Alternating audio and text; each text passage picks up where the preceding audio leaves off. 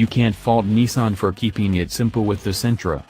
There's a huge percentage of the population who buy cars as appliances. They want affordable, spacious, well-equipped, safe, efficient cars, and they don't really care about things like dynamism or whatever. It's why Toyota sells over 300,000 Corollas annually, dollars they may be. The 2016 Sentra is an updated version of the 7th generation sedan that launched a few years ago. Overall, it's no different than its predecessor, with only modest tweaks to an otherwise competent package. It looks better, it's quieter inside, and you can get it with more goodies. It's definitely not the enthusiast's choice, but in the compact class, and especially for Nissan, that doesn't really matter. The Sentra alone is responsible for 15% of Nissan sales in the United States, and in 2015, 25% of the brand's overall growth came from this car. Driving notes. Let's be honest, this isn't a fun car to drive. Don't be fooled by the more aggressive appearance of the SR model here, it's all for show. Every Sentra uses the same chassis tuning, and there's only one engine, a naturally aspirated 1.8-liter inline-4 with 130 horsepower and 126 pound-feet of torque. Only the base S model can be had with a 6-speed manual transmission. You'll probably never see one, and the moment you select any options, you're forced into the CVT.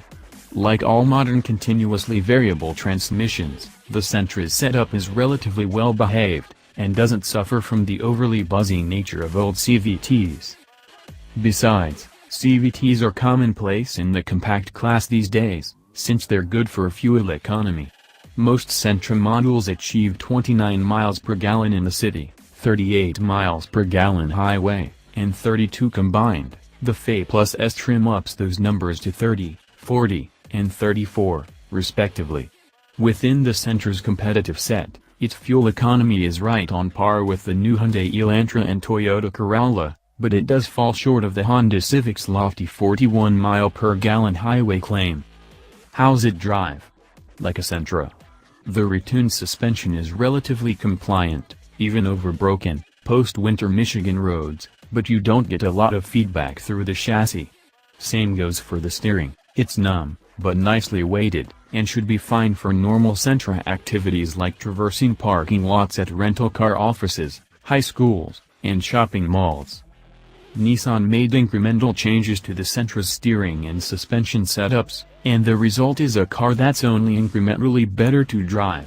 We'd rather steer a Focus, Civic, or Mazda 3, of course, but the Sentra falls somewhere around the Corolla/Elantra/Cruze set. This is a much quieter car for 2016.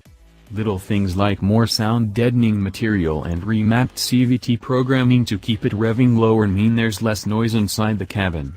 It's not Lexus quiet.